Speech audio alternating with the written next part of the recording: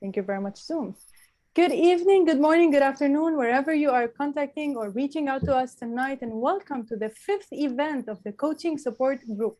My name is Reem, and I'm currently coming to you live from Montreal, and I can see that tonight we have a group of people that are coming from all around Canada, as well as the US, so welcome to each and every one of you. Allow me to first introduce to you about this community, about this group, a quick share of my screen, and then we can take it forward to move on with our very special speaker of the night.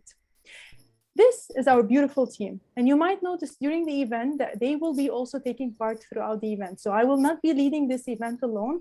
We have an amazing team of people that are leading in, and you shall meet them throughout tonight. In order for you to know more about the coaching support group, I want you to have an idea about how we are supporting individuals and companies who are interested in coaching and personal development under the division of Noble Manhattan Coaching UK. If you're asking who is Noble Manhattan Coaching and what do, they were founded in 1993 as one of the largest and most successful coach training organizations in the world. And they are currently operating in more than 31 countries all around, specifically here in Canada and the US. They offer accredited and certified coach trainings belonging to accredited bodies such as the ICF, IAPCM, ILM, and many more. If you would like to know more about the limited time offers that are happening in Canada for all students who are interested to become coaches, you can contact either myself or my partner, Laris, who are the regional distributors for Noble Manhattan here. At the moment, we are recruiting people to join in on our team.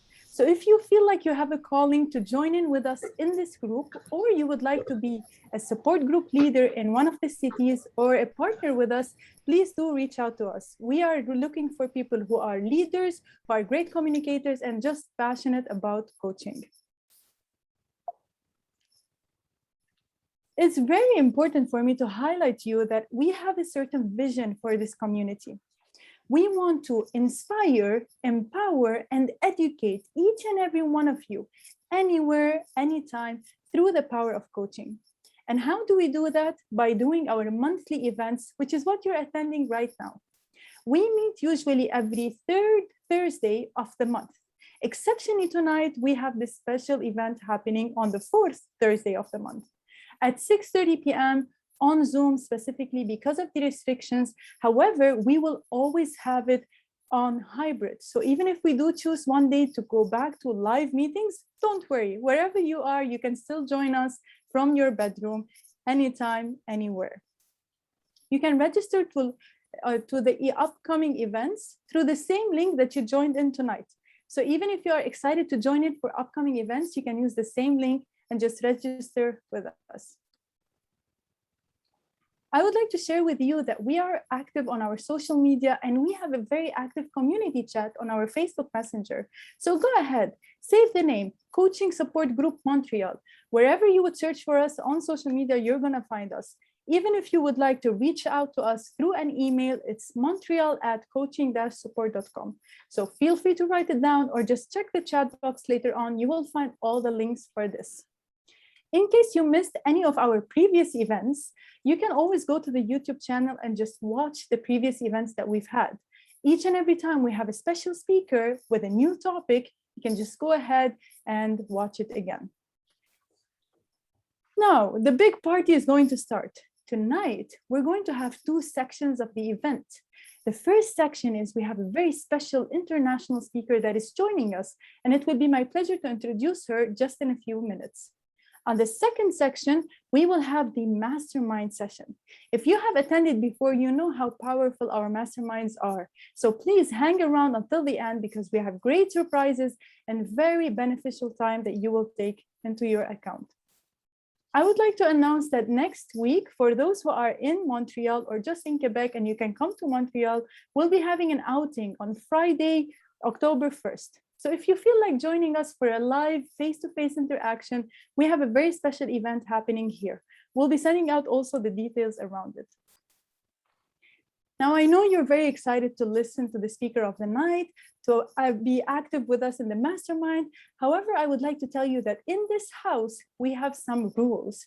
And because we love you so much and we consider you part of our family, we would like to share with you what are our home rules for the evening.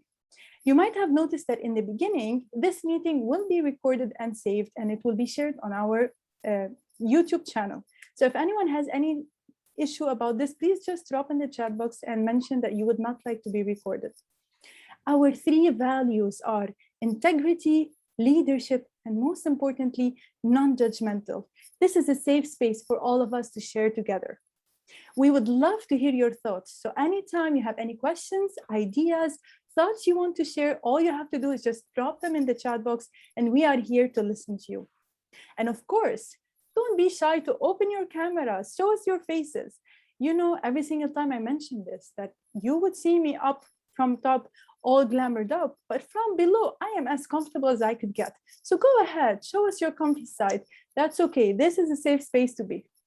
Most importantly, please do have fun. This is a place for you to have fun, enjoy, and learn as much as possible. I know you're very excited for us to take this forward, and without further ado, allow me to introduce our guest speaker for the night, who will be sweeping us off our feet with her prepared speech and her prepared talk for the evening. Dr. Melinda Fouts is actually the founder of Success Starts With You. She is a global executive coach. She is the author of Cognitive Enlightenment, and she's a speaker in that field as well. With over 20 years of experience in psychotherapy, she has leveraged her strength and insights from her psychology background to help leaders and managers in all aspects of being successful. We're very proud to have you tonight with us, Dr. Melinda, as a keynote speaker, because we know that usually in your talks, you engage your audience and you empower them with your content. Note to mention that Dr. Melinda was also awarded the Woman of the Year, excuse me, this got closed, the Woman of the Year award. And she was, yes, and as a result of her experience and studies, she developed a unique craft to fine-tune her leadership development and peak performance. Did I mention that Dr. Melinda is actually joining us from the beautiful Colorado and in Aspen, and we would love to hear what she has to say for tonight. On tonight's topic, she has prepared something that is exceptional for us. Is this person coachable? She will talk what makes some individuals more coachable than others. How come some are resistant to the idea of executive coaching while others thrive in their leadership abilities when under the direction of a good coach? Without further ado, let's give it away to our very special speaker of the night, Dr. Melinda, and have her introduce herself as well. Thank you, Ring. Hi, everyone. I'm excited to be here. I have a lot of information for you. And as Ring mentioned, the topic is this person coachable? Throughout my career, I found that some people are not coachable, so we're going to cover a lot of information. So the first question to consider is there a stigma to coaching that would create resistance? So in my over 20 years experience in coaching individuals and working with organizations and conducting trainings, I have found that many individuals hesitate to look at areas that need developing and strengthening, especially in their emotional intelligence, also referred to as soft skills. So what are we going to cover tonight? Resistance in the client, blind spots and emotional intelligence, a case study, coachable traits, non-coachable traits, building trust, turning a resistant client around, the stages of change, and outside influence. So resistance takes on many forms. And there's no one single cause for resistance to coaching. A coach needs several techniques for dealing with resistance. The coach and the client do not have mutually agreed upon goals, and goal setting is crucial in the beginning when you start with a client. And a client wants to change, but is afraid of the process to make the changes. Resistance's clients are due to a number of different factors. It could also be a sign of fear of failure, fear of taking risks. They might have some passive aggressive behavior. There might be shame about being told you have to have coaching. They might have a desire to sabotage the relationship. It could be personality style or a client who enjoys resisting. Other reasons include they could be somewhat defiant. They might have embarrassment or denial that they need coaching. They may have some misconceptions, thinking it's therapy when it's not. And they might feel unworthy. So now we're going to look at a case study of resistance and resolving it. So the most important thing to consider is who hired you? Did an individual hire you, or did the organization hire you to coach someone? When asked to coach someone in the organization, this is a red flag to be aware of whether the person is coachable or not. And I let the organization know up front, this person may not be coachable, but I will work with them. There are various reasons why the individual may not be open to you. And you have to ferret that out in the initial meeting. You need to build trust quickly. And one way to accomplish this is by being open about what you were told. If the individual hired you, they already understand that they need coaching, and they're probably more coachable. We'll look at one of my cases. One of the tools I use in executive coaching is the EQI 2.0 emotional intelligence assessment. It covers 15 different competencies. Here are the 15 competencies. And this assessment is a good tool as the client can see their strengths, like they're strong in emotional expression, and they can see what needs development, which can help break down some resistance, especially in men like graphs. Men like black and white. And so when they look at this graph, they can see, oh yeah, maybe I need to strengthen my decision-making composite. So it brings awareness to the need for coaching and can help remove some of the resistance. So if you get certified to administer this assessment, this person's low in self-confidence, which probably makes them low in decision-making. So when you work with them, you say, we're just going to work on one competency. And normally when one competency increases, the others increase. I really like this cartoon. It's a great message about blind spots. My blind spot is blazingly obvious to everyone around me but me, right? So your job as a coach, uncovering blind spots is one of the key components as a coach. There's an EQI 360, which the person rates themselves and their peers rate them, their managers rate them.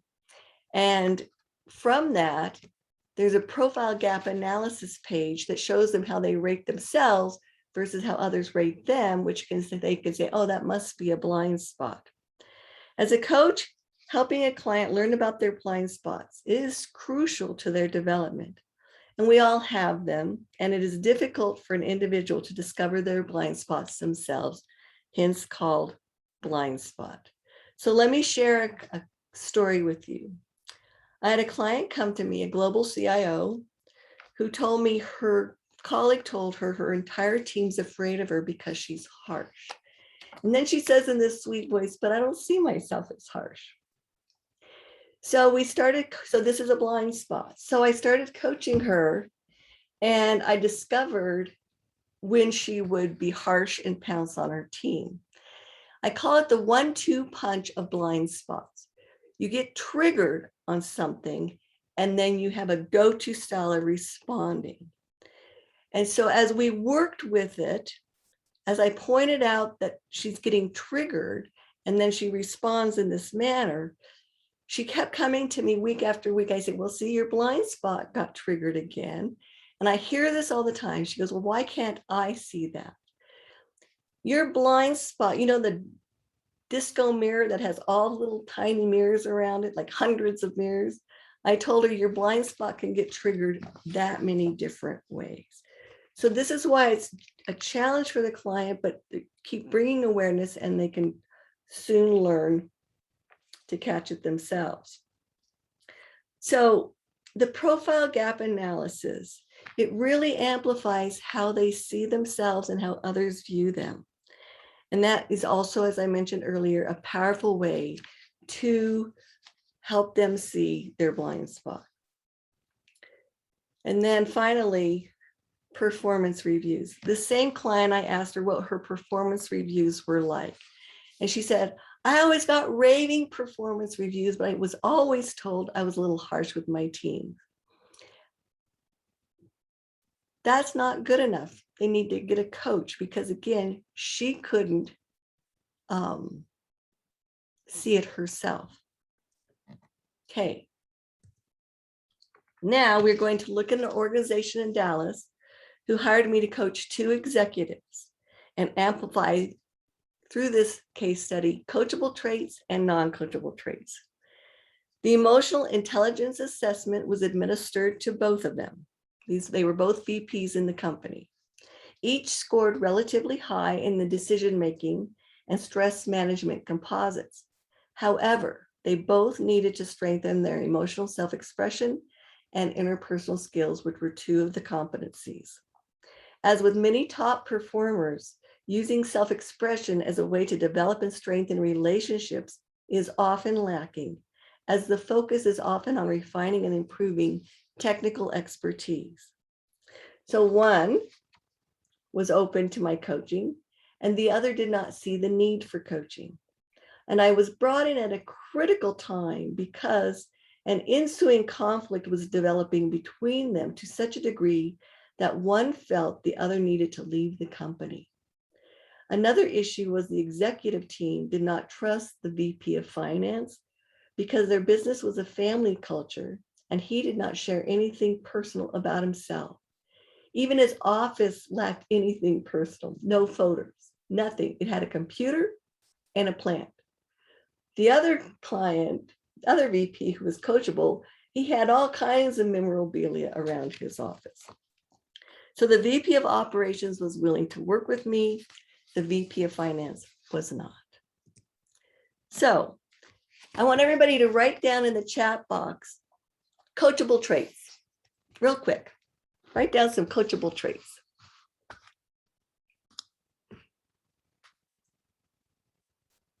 Open to learn. Come on. Open-minded, yes. We got 2 open-minded. Good listener, trust. Anybody else? Gonna type in the chat box. Curious. Yeah, Carol, good one. Anyone else? Ready to grow. Nice. Okay. Anyone else? Take personal responsibility. Yeah, Sue, that's a really good one. Okay. So the VP of operations was an ineffective leader as his style was rough and brusque, and he generally lacked soft skills completely. And he was aware of his approach and how his team was afraid of him. His skepticism was apparent at our very first meeting, yet shifted when he realized that he could strengthen these areas and be a more effective and valued leader for his team and within the organization. And it was through the EQI assessment that I got his attention. He looked forward to our sessions and took on the challenges to step out of his known way of conduct and try some of the new skills we explored. VP of operations was coachable. He was aware of the need to develop and strengthen new competencies. He was willing to step out of his comfort zone and try something different. He was intentional in our sessions and outside of our sessions. He was willing to build better relationships with his team through trust and using self-expression. He was willing to be vulnerable and transparent with me and his team, and humble enough to know that he needed coaching. Okay, in the chat box, write down non-coachable traits.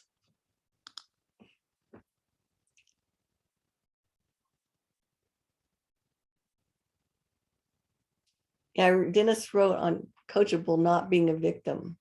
Nice. Okay, non-coachable traits. Blaming. Nice, Dennis. Fixed mindset. Yes, Rain. Resistance. Yes. Arrogance. Yes. Opinionated. Yes. Victim mentality. Yes. Anyone else? Okay. Oops. So the VP of Finance had a different issue. While effective with his team, the principals were uneasy around him because of his lack of transparency, as well as his unwillingness to sometimes let his hair down. During our first session, he was very professional, arrogant. Someone said arrogant. I think two people said arrogant, and unable to admit a need for coaching. Most individuals do not want to be told that they need coaching. And in the case of the VP of Finance, he was confused as to the need. During our second and third sessions, he used the time to focus on how to handle letting an individual in his team go. While this can be a valuable coaching session, in this situation, it was a deflection from working on his emotional self-expression, which he needed to develop to build trust with his relationships. His resistance to the coaching was obvious. He was blind to the need to develop self-expression, building ease and trust, and strengthening his relationships at work. After 4 sessions, I told the company he was not coachable, and they said, please keep working with him. So the VP of Finance was not coachable. He lacked self-awareness of the need to make changes, openness to develop new skills to improve his leadership and become more effective, willingness to open up and use self-expression to build trust, and humbleness to admit that he needed to develop new skills. So while we go through this presentation, I'll tell you what happened in the end, but in your own mind, I want you to ask yourself, what happened to the VP of Finance? Was he going to open up to coaching or not? So building trust is paramount for successful coaching. When you have a resistant client, you need to focus first on building trust. How do you accomplish this? Why don't you write some ideas in the chat box?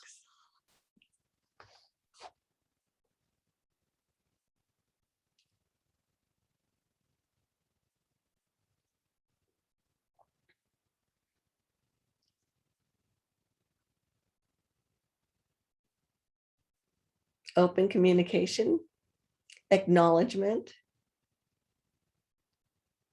listening, respect, explore a lot. Oh, I like that answer, explore a lot. Okay. All right, let's move on. So, turning a client around, how do we build trust? Building rapport through finding a common interest. I coached the VP of Finance on Monday mornings and early on. I asked him what he did over the weekend. He told me about a hike he took and how all the flowers were in bloom. As an avid hiker myself, I shared a hike I took, and we ended up looking at each other's photos. We shared a common interest. Since he did not share anything personal with the other executive team, I suggested he pop into one of their offices and tell them about the hike and the flowers and maybe show some pictures. He was completely resistant to the idea, stating that you don't share your personal life at work. Work is work, and personal life has no bearing at work. The entire hour spent on getting him to try it, which he finally did. Get them to talk about their strengths and successes. When an individual is told they need coaching and they are resistant, have them share their successes and strengths. Doing this lets them shine in your eyes and boosts their confidence.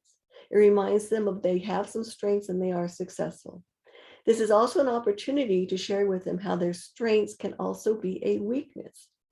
Being in finance, he was not spontaneous. Every number had to add up. The focus is on the margins and the bottom line. Pointing out how his strength prevented him from letting his hair down resonated with him. He didn't see the need for chit chat, which is often the case with introverts. Introverts do not like to share about themselves. I was pushing him way outside his comfort zone, but he trusted me because of our common interest.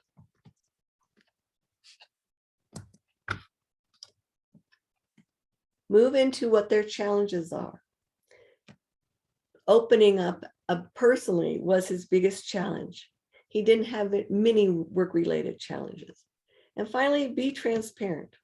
Why do you think being transparent as a coach is important? Anybody?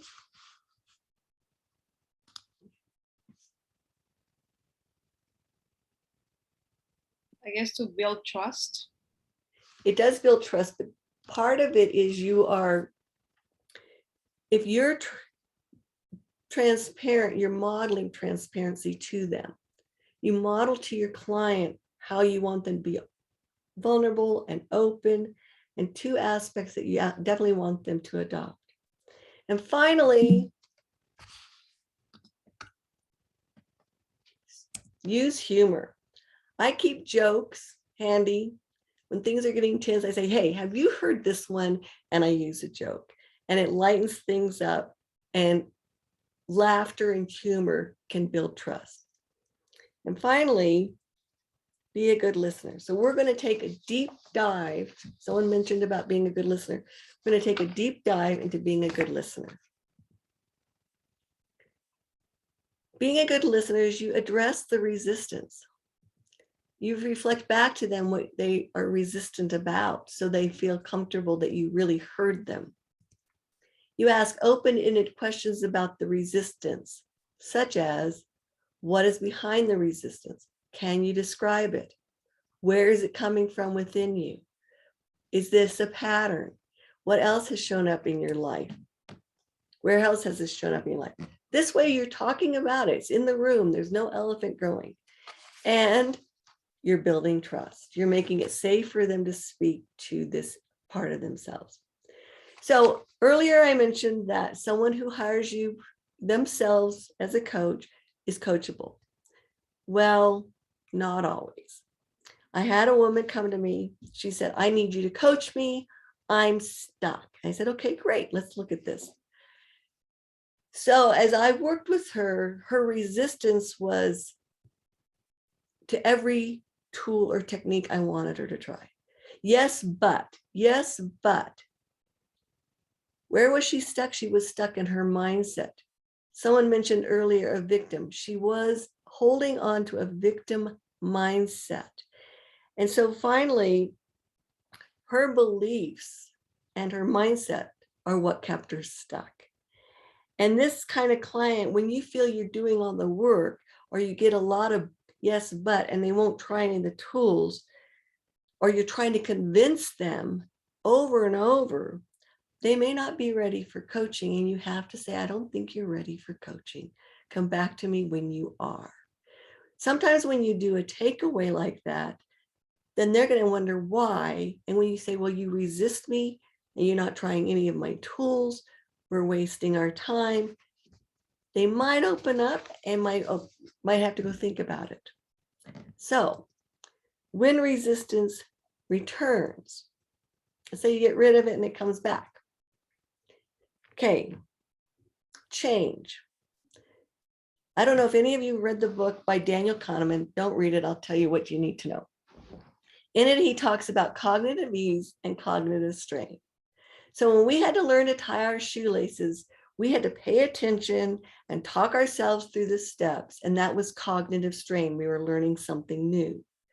Cognitive ease is when you can tie your shoelace, talk to someone, think about your grocery list, and you don't even think about how you're tying your shoe. That's cognitive ease. The reason people don't like change at work is because, let's say they get a new software system, they have to learn a new software system. So they're not complaining about the change itself.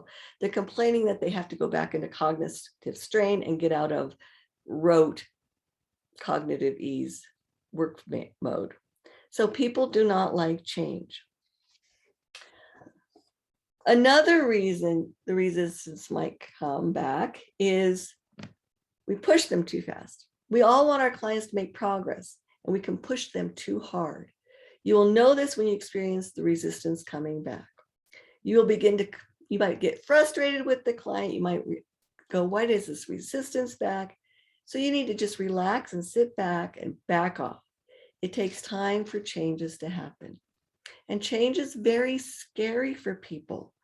And if they're pushed, they will resist. And the harder they're pushed, the more they'll resist. A coach facing this situation needs to back up to a point where the client was comfortable. Okay, logic versus compelling reason. A lack of feeling empathy may be a cause for resistance during the change process. Clients rarely change because of logic. They change due to an emotionally compelling reason. If the coach does not show they understand the client will shut down. Empathy gives the client a feeling of safety and being understood. Often an organization will reach out to you because this person's going to be fired if they don't make some changes. So there's an emotionally compelling reason. And that's when you need to use a lot of empathy because they're coming from a place of fear. And a client may become resistant due to the influence outside the coaching process.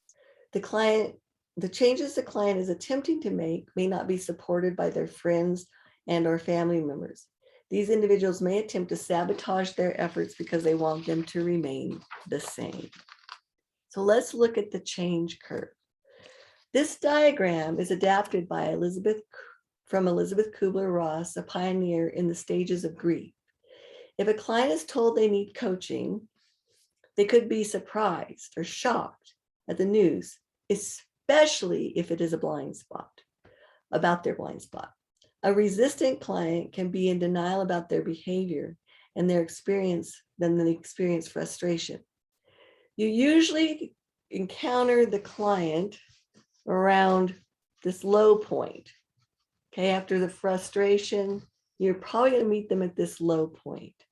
As their coach, you need to be sensitive to their situation, as it's crucial for you to take them from the low point to integration. So as you work with them, there's this initial engagement. They're not sure.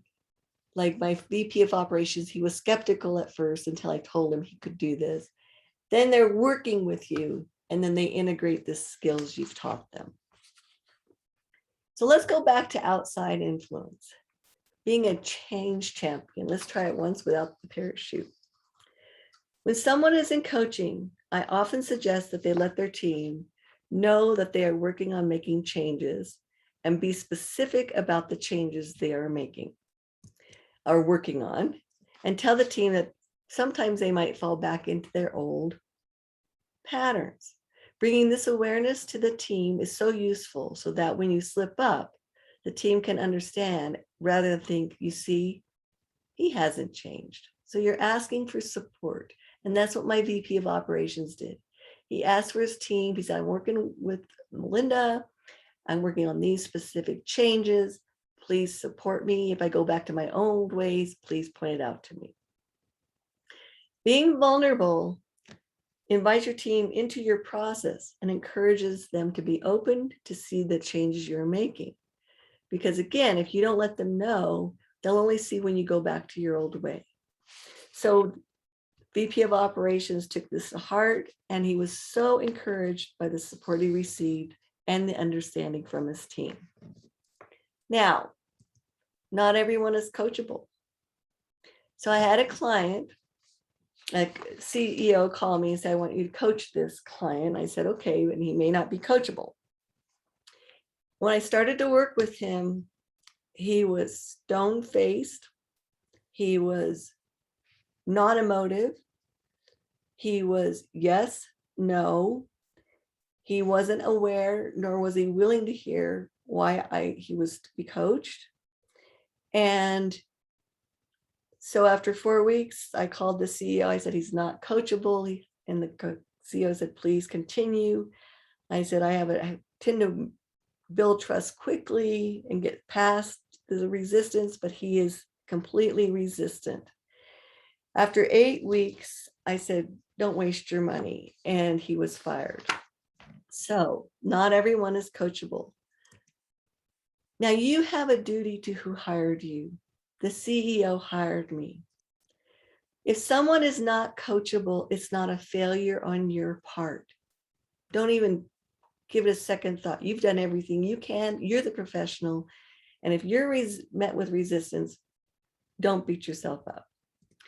There's two types of individuals: the coachable kind, which someone put in the chat box, growth-minded, open-minded, and the non-coachable kind, fixed-minded, closed-minded. And like I said, the latter is often uncoachable. I've only had 2 clients in my career that were coachable. And you just tell the company they're not, and you move on. Okay, let's do a little recap. Resistance is not negative, so don't you resist it either. Resistance can be worked through if they're open to letting you in. You need to identify the reason for the resistance. And once identified, then use the appropriate approach with empathy. And there's no one sure way to manage resistance. Be attentive and flexible. Okay, back to the VP of Finance. Who said he was going to be coachable? Anybody? Did anybody think he wasn't going to be coachable? Well, it was successful. The VP of Finance was initially closed-minded and hid behind his arrogant persona. So someone mentioned non-coachable would be arrogance, and he had arrogance. And let me just tell you something, you may all know this already, but arrogance is a defense that people put on because they're highly insecure, which tells you why he had nothing personal in his office. He was highly insecure. He struggled with being open-minded to make changes to better fit into the organization's culture.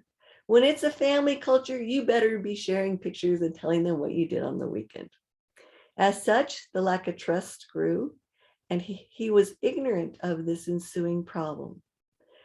Arrogant people with this defense who are insecure will not be noticing that an ensuing problem personally is happening. He eventually found value in the coaching, both through experiencing the changes in the VP of operations and through feedback from his peers.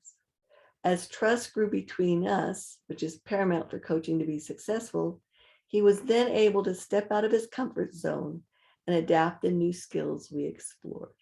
So I modeled being open, talking about what I like to do, and how he eventually could do it with the executive team. So let's open it up for questions. Thank you very much, Melinda, for that presentation. I just want to take a second for everyone to just give a big round of applause. Really appreciate the information here. I myself was taking some notes because I believe this was very beneficial. I'm going to hand it over to Larisse, our education and training manager, and she's going to take it away with the Q&A section. Okay. Yeah, thank you very much for the wonderful presentation. And it is actually very helpful for us coaches to know about this and know that when people are not coachable, don't take it personally. Sometimes if you don't get results, it might be that people are not coachable as well. So any questions? I'm looking at the chat here. You can also open your mic and ask questions to Melinda. So what do I do when a person is not coachable? When they're not coachable, so if they're not coachable, if they hired you, then you say you're resisting, you're not using any of the tools. You talk about their resistance. You might talk about what their fear is. Explore with them that if they've got to pick up one of these tools and try it. And if they're not going to do that, then our engagement together is over. If the organization hired you, both times I was told to keep going. And eventually I said, it's a duty to you. I told you up front, she may not be coachable. And eventually when they're not, you just end the engagement. Okay. So we have Itar has a question. Go ahead, Itar, with your question. Yes. Hi, everyone. So my question is a little bit funny. So what's the difference between a coach or a coachable person or between a good friend? Okay, that's a great question.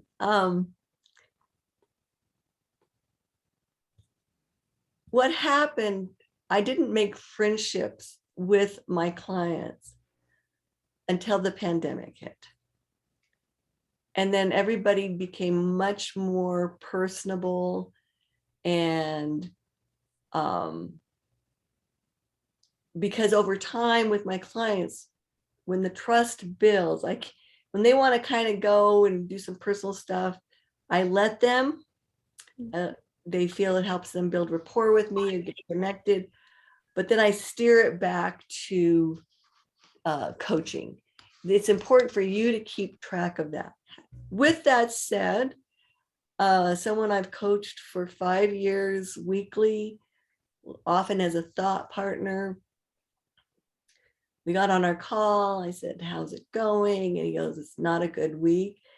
And then someone who had been in the company with him for 20 years quickly died. The whole session was bringing in my psychotherapy skills, talking about the stages of grief, showing a lot of empathy and allowing space for that because that's what he needed at that time. So I don't know if that answers your question, but you have to keep it as professional as you can. They will want to make friends with you and you can share some personal stuff, but you have to steer that session always back to coaching. But let's say if, for example, the client, he has a goal to only have be friends with you. He doesn't want to be coachable, let's say. So he wants to only be friends with you? Yes. Otherwise, he won't let you coach him? Maybe he will open up as a friend. He will open up to his problems as a friend, not as a coach. This is an ethical issue. Okay. Because if you're charging them, in other words, you don't want to give your services away for free. Yeah. Okay. And then if you give it away, there's no value exchange, and then they devalue what you're offering them. When you've worked hard to build up your career, take the courses you've taken, then you should get paid for your services. Okay. I have a client right now, and he's interviewing. He is like the encyclopedia of healthcare insurance. Everyone knows this. And in the interviews, they're picking him for information that they need help on. I said, stop. You tell them, you're more than welcome to hire me as a consultant, but this is not an interview anymore. So you have to keep clear, good boundaries. Okay. Okay. Yeah. Thank you. Thank you. You're welcome. So Abir, there's a question in the chat. Would you like to ask a question to Melinda?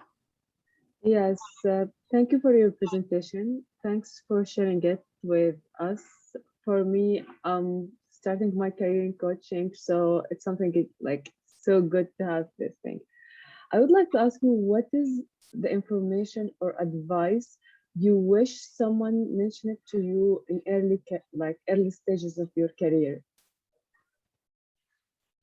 Actually, this information, to be honest, when I first discovered someone wasn't coachable, I never thought anybody wouldn't be. So, and, but there's a lot of value in getting certified in the EQI 2.0. The headquarters, I believe, are in Montreal or Toronto, MHS. I also administer other assessments, but you need to be certified or have a PhD, like, to do that. And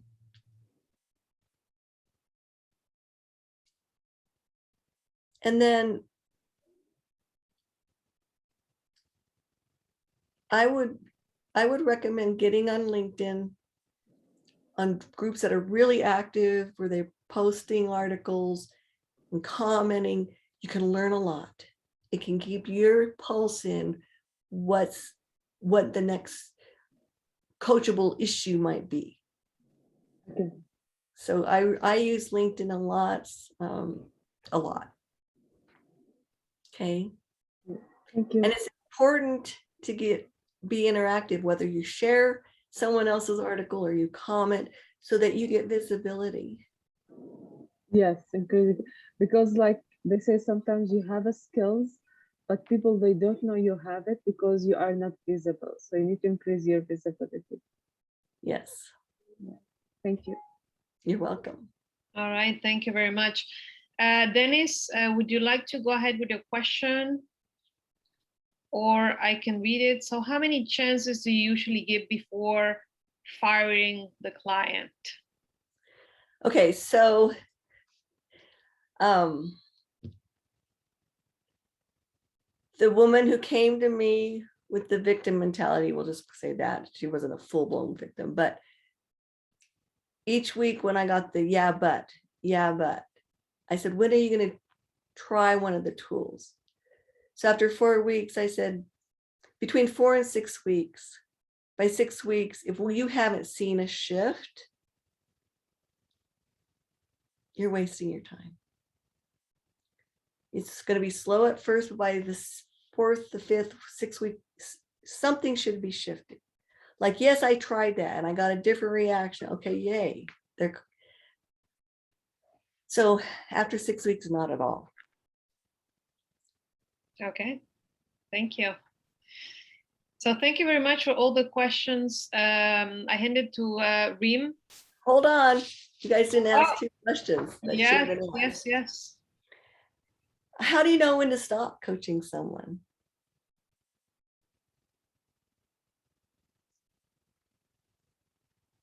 So what's your question again? How do you know when to stop coaching someone? Mm-hmm. Anybody got any ideas?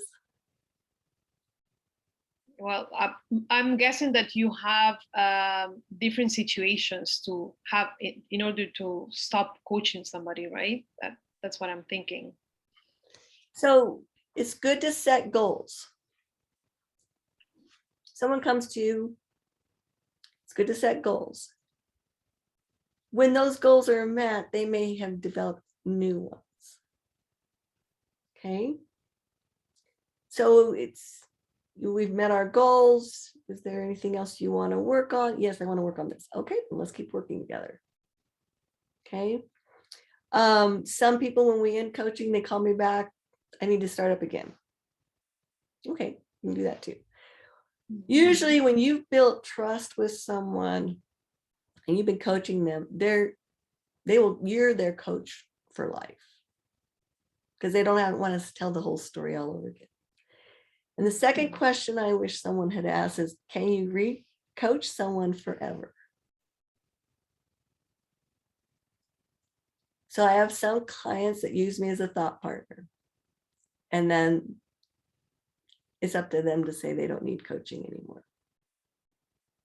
The thing is you think, oh my gosh, this is the CEO or the COO of this, Fortune 500 company, but they're real close to it. They can't see the forest for the trees. You're removed, you're more objective, you're not vested in the bottom line.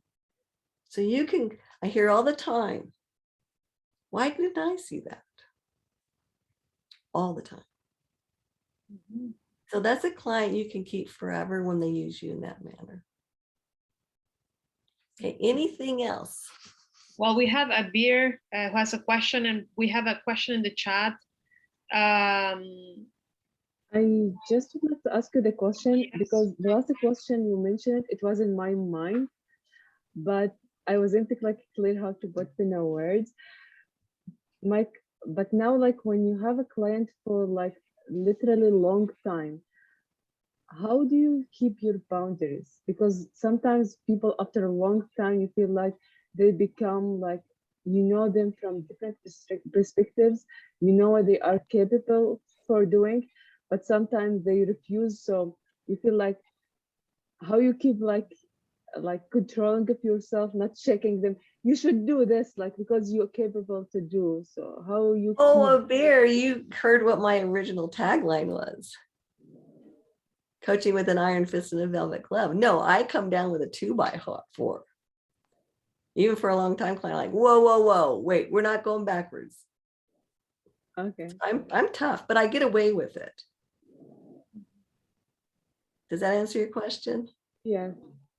All right, thank you. Larissa, would you like to ask your question to Melinda? Yes. Melinda, in your career, did you have any client asking for help in time management specifically? He's All not the time. all the time. All the time. And what about if in this case they are coachable? Like, also, I imagine it depends on the goals you can set at the beginning, or did you meet, like, they ask for help in time management, and after that you see that they are not coachable? You can't, the person that can't. If you're giving them some tools to be coachable and they're not using them, oftentimes they don't want to negotiate, not negotiate, delegate. And they don't know that they don't want to delegate. And if they don't delegate, then if you're not making progress, if you're not seeing movement, it's time to stop. Does that answer your question? Yeah. All right, thank you. I have a question for you. Okay. What are, you mentioned several times tools that you use. Can you mention some of the tools that you use with your clients? Yes.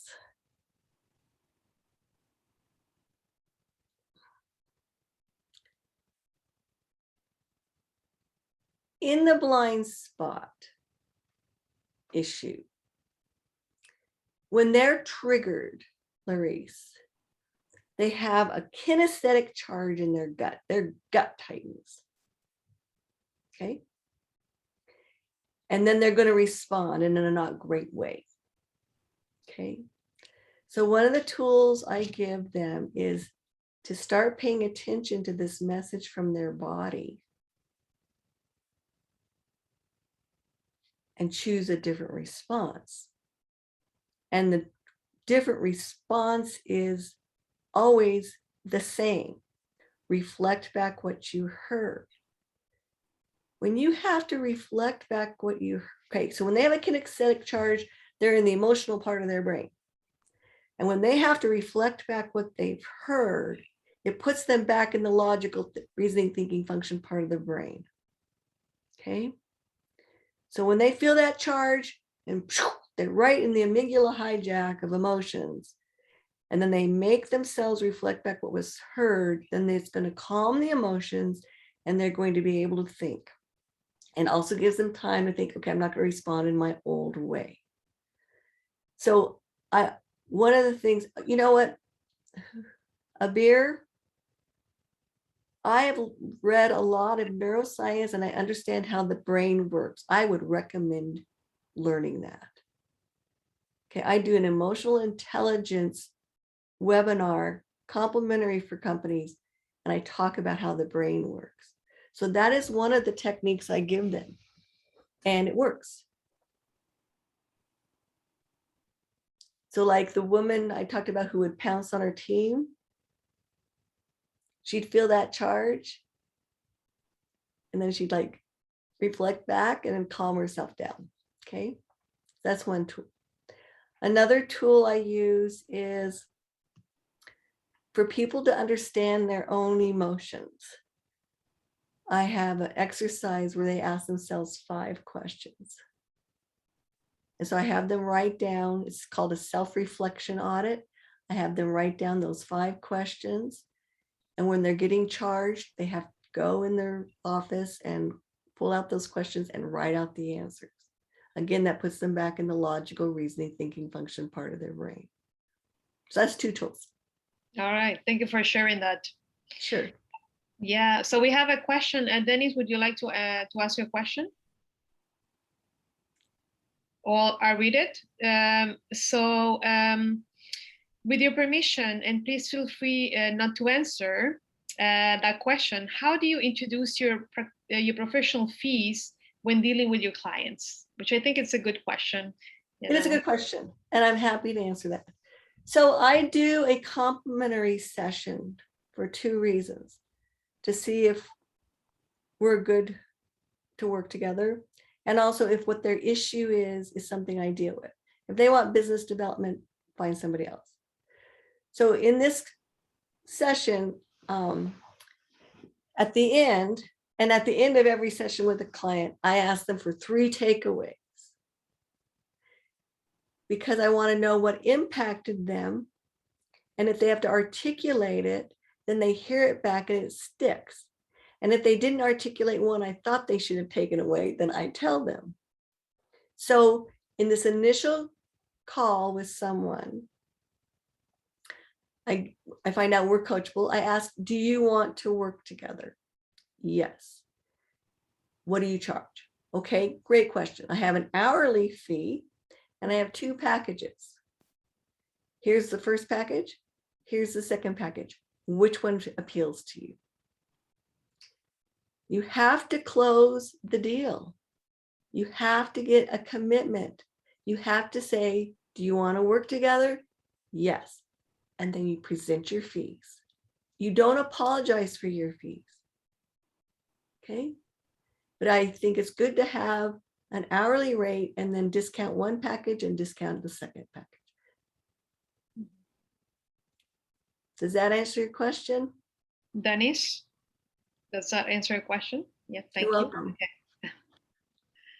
All right. I have a question myself, if I may. Hi. I want to thank you very much for this valuable information that you're sharing, honestly. And I myself am inspired by the fact that you are a published author as well. You have a book that came out, and I just booked it out from Amazon, and I'm looking forward to read it. So my question to you is that a lot of people who are coaches, who have a lot of knowledge, want to share with the world, really aspire to become authors themselves. What was the #1 challenge that you faced when you were writing your book? And what would you recommend for us if we are aspiring to become authors ourselves to do about it?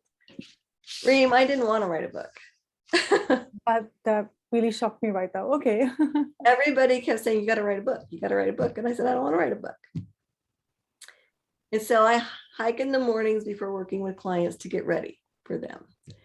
And one morning in December, it's called Cognitive Enlightenment, is the name of my book, descended upon me. I thought, is that the name of my book? So I came home, opened the study door, wrote the name down, and shut the door going, I'm not writing a book. Then on another hike, all the chapter titles came to me.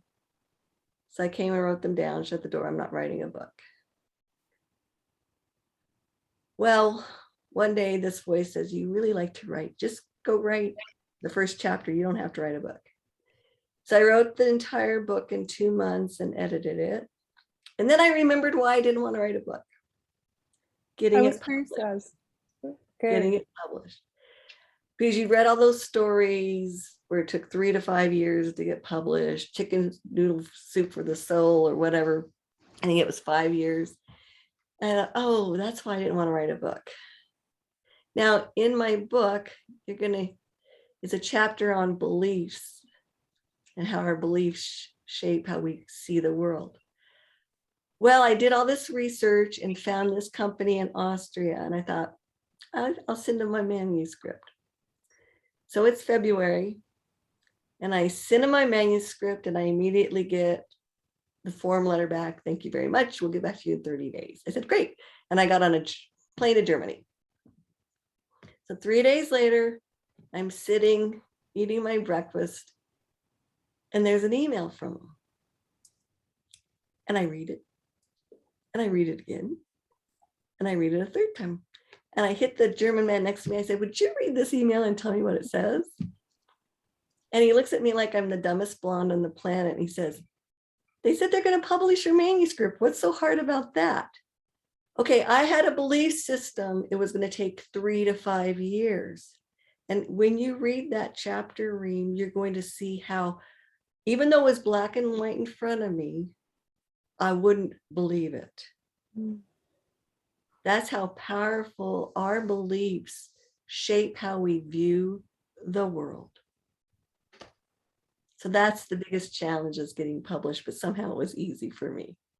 I can't wait to read on that chapter so that we can break all the barriers of the limiting beliefs that we have right now. Thank you very much for that. Really appreciate it. I'm going to get into the book and I'll give you my feedback. Please do. Thank you. Anything else? Any other questions? Otherwise, Reem, you can continue because we have the mastermind session coming as well. So yes, we do. Thank you very much for all the questions, and thank you for all the answers and your generosity. Oh, you're welcome. I want to take a second to thank you again with us, Dr. Fouts, tonight. And thank you for the very precious information that you have shared. I believe each and every one of us has benefit from being here tonight. We're going to shift into the mastermind.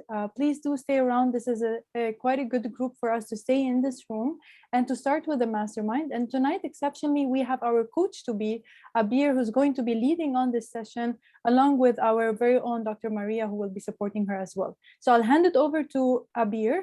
She's going to handle the mastermind and we'll take it from there. I would like to share with you. I want to say goodbye to everybody and thank you, and feel free to reach out to me. Feel free to stay with us as well, Dr. Melinda. I have shared in the chat how you can reach alongside with Dr. Melinda, how you can reach to her page and to her LinkedIn, as well as for her Amazon book. So you can also download it and get it as well from there. So thank you very much for being with us tonight. Thank you. Bye-bye. Bye-bye. So next month, we're going to be having the event happening on the third Thursday, which is October 16th. We have a speaker that is lined up with a very special topic. Stay tuned for it. Don't forget to check them out on our social media platforms. You can also watch the recording of this event tonight on our YouTube channel. So you can just search for our name, Coaching Support Group Montreal, and you'll find all the information on it. Thank you everyone for being here tonight. It was such a pleasure to have you. Hopefully we'll see you in the upcoming event. Until then, as we have mentioned during the mastermind session, always remember to take care of yourself first, because your energy affects everyone around you. So thank you very much, everyone, and thank you for coming. Yay.